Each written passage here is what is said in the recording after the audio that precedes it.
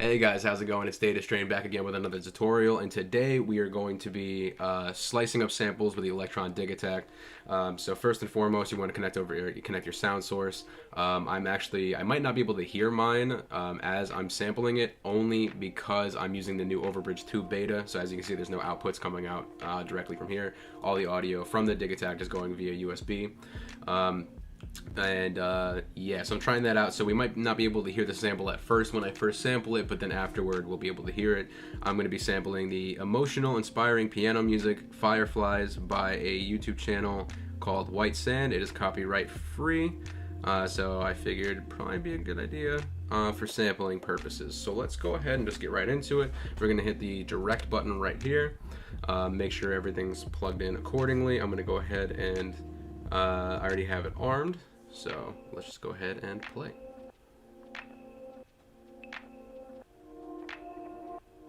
And I'm just gonna wait until I see a few chords getting captured on here. I gave this like a quick listen through the first time, and the first 15 seconds seemed to be like the best when it came to chords and samples without getting too busy. So I'm gonna go ahead and stop that really quick. Let's see if we can play that back.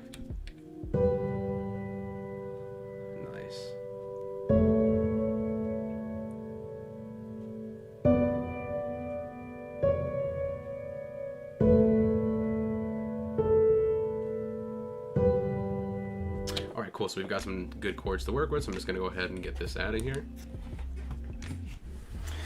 So basically, knobs A and C are going to be your trimming of the start and the end points, and then B and D are going to be your zooming in and out knobs. So what you want to do is pretty much, kind of get over to a spot where you want. I suggest using the B knob to kind of zoom out a little bit, get a little closer. All right, and then you can zoom in some more. Find the sample. You can get in really, really tight, so that way you can get right at the beginning of the sample. Nice. So then we'll use the D knob again. Just kind of zoom out a little bit. And what I'm going to do is that instead of leaving these longer ends here, I'm actually just going to sample each of these chords individually. Oh, let me just get back there. I used the wrong knob. There we go. Okay, so now if we zoom back in a little bit more, get to the end of the sample, zoom in some. As you can see, this can be a little confusing sometimes, but it's not too bad. So I want a little bit more of a tail on that one. Perfect. So what we can do now is we can hit yes to trim, and then we're going to save this sample, right? So we can just save this as something like chord.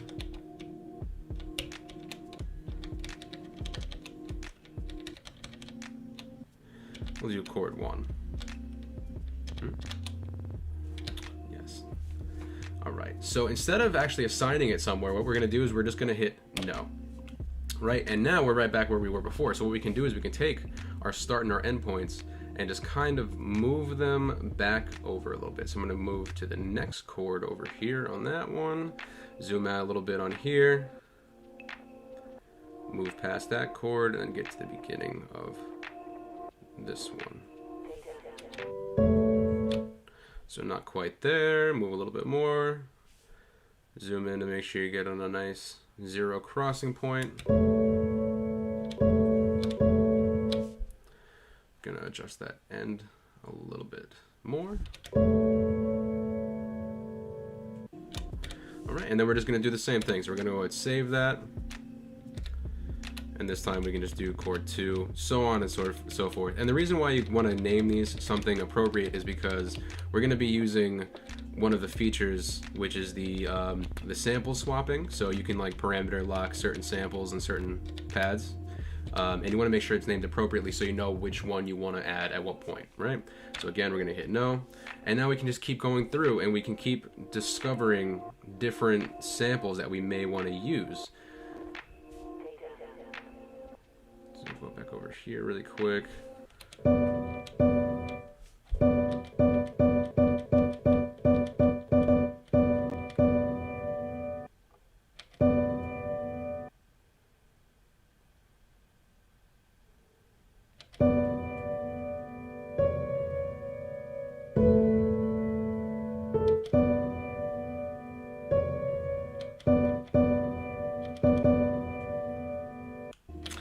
got that sample. So yeah, so there's gonna be a lot of like just kind of repeating this process a few more times. I just want to get like 1 or 2 more samples. For that, totally beefed that. Hold on, let's see here. Function node to delete. Alright, so then we'll just go to chord. And if you want to get this keyboard mode, you just hold the function button while you're on here. That way you can just kind of browse around and find whichever characters you need. This would be chord number 3. Oh, I thought I hit 3.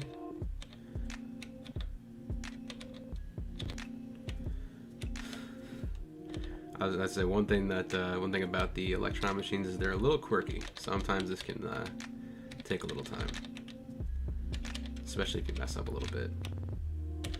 And it's not even that it's bad, you know. It's just you gotta do it a couple of times before you finally kind of set it up. You know, I swap through a lot of different controllers pretty often. I like to keep my workflow pretty fresh for the most part. I never really like to do the same thing twice.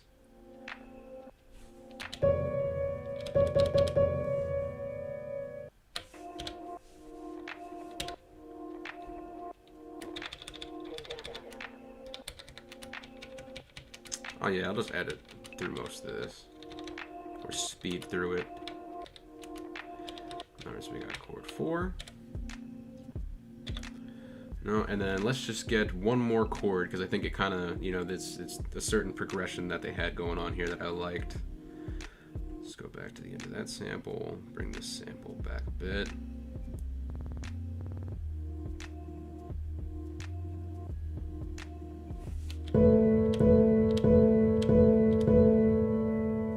And I'm actually just going to check that next chord to see if there's anything important in there. Alright, so what we can do with this one is I'm actually just going to sample it like that, right as it is there. And this can be chord 5. I lost count, and I apologize.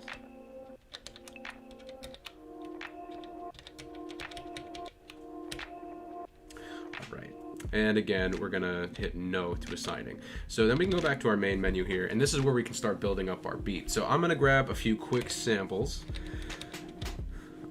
What I suggest doing is that getting, you know, if you have like sound packs or anything like that that you like, just load them on into the Digitakt. It's a lot easier than trying to like not sample breaks and everything. Not that it's hard, it's just sometimes it's just a little annoying, you know.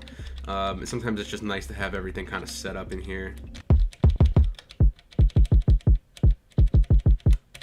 I got some nice samples off of sounds.com. A few of the ones that I'm going to be using, a few of the drum kits I'm going to be using and drum sounds are going to be from Sarah the Instrumentalist's Lo-Fi Astronaut kit? I can't remember. I like that one. We'll go for that. So the Dilla kick is definitely from hers. I just downloaded those earlier today. Let's see here. These ones are really nice for what I remember.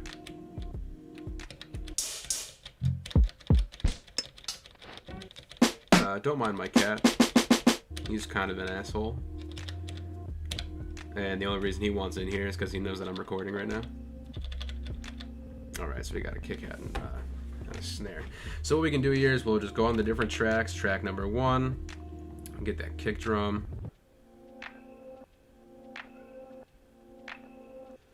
I have a lot of stuff in here because I'm actually on a particular project that I was working on, so I've got a lot of different samples kind of thrown in here. But I'm just going to use the ones that I just loaded up.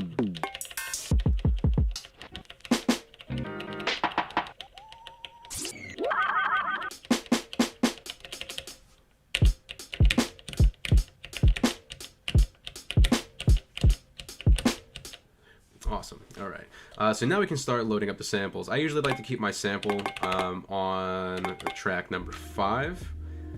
Just keeps it even. I usually keep the first 4 for drums and the last 4 for like samples, bass lines, stuff like that. So what I like to do is I go to the samples down here. And actually, you know, better yet, we should probably go to the sample menu itself. We'll go to our recorded sounds. Yeah, and here we have our chords.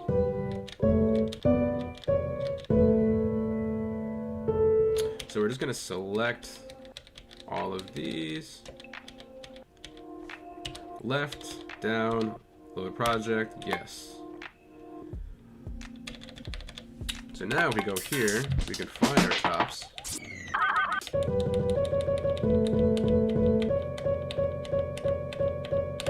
And what we can do is now kind of just like load these in here like this. Obviously that's a little too fast, we're gonna bring the tempo down.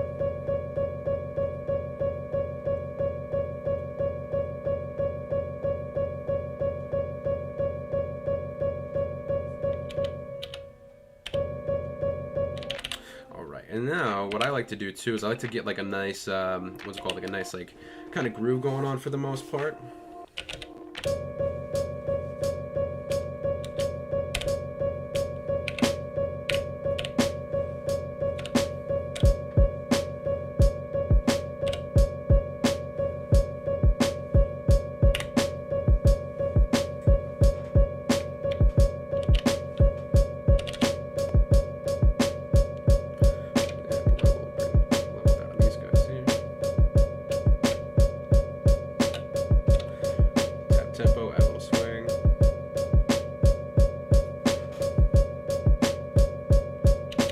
So now what we can do is we can go back to the sample track and we can start swapping out the samples here. So just for like a better example, I'll do it like this.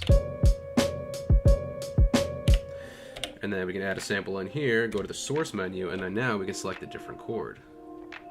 So let's do chord like number 2, let's say.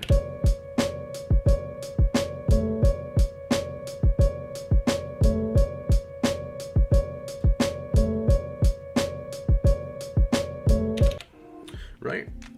So that's pretty easy for the most part. And let's say we just want to shake this up a little bit. We can grab another one of the chords. We'll do like chord, let's do chord 3 here.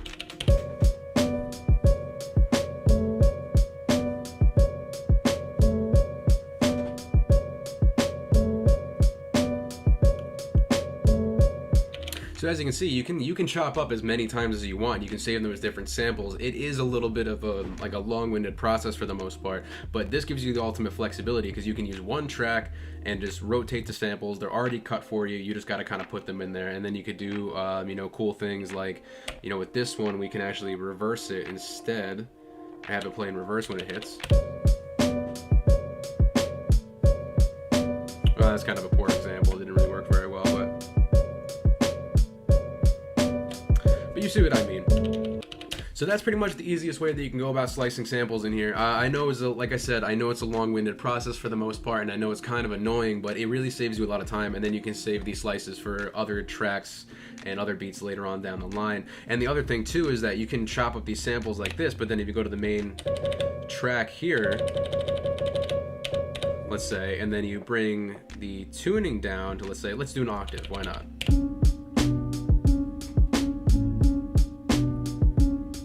Now all the samples on that track have been pitched down instead of having to do it one by one if you had like a chop here, chop there, blah, blah, blah, blah, blah. So yeah, so that's an incredible way to use it, and then you can get all kinds of crazy with like the parameter locks and the trig conditions and everything, and this is such a dope machine for making hip-hop beats. It's like crazy, but the biggest thing I see people having problems with is you know, sample chopping, especially because you know, if you look at it this way, let's go to like, you know, number 4 here.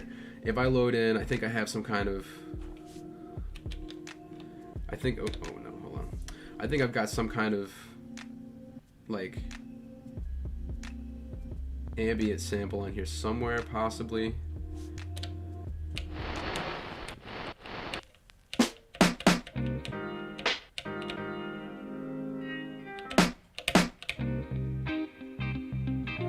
Yeah, so we'll do this. So if we go back to source and then hit it again, we can see it here, but we can't zoom in. We can't, you know, easily find the start and end points and the chops and everything like that. So the method that I just showed you really is the best and most efficient way of slicing up samples and chopping samples on the Digitakt. I will mention though that If you import samples over USB, you will not be able to edit it, with this menu. This is only for things that are coming in. So, if you have samples on your computer or something like that you want to put in here, I suggest directly recording it. If you do know a way where you can get back to the direct audio edit menu from an imported sample, please let me know, because that would be so dope to be able to use, but I have not found a way to do so yet. But yeah, so hopefully you guys enjoyed the video. Hopefully you found it educational. If you have any other questions, feel free to let me know down below. If you have any suggestions, let me know down below. If you liked the video, give me a thumbs up. If you disliked the video, give me a thumbs down. If you want to support the channel, there's a link to my website, my Patreon. I've got affiliate links down below, so if you were looking to pick a Digitakt up or any of the other equipment that I use, use those links down below, because it can greatly benefit the channel, helping me bring bigger and better videos in the future. I want to thank you guys one more time for watching this, and I will catch you on the next video. I've been Datastream.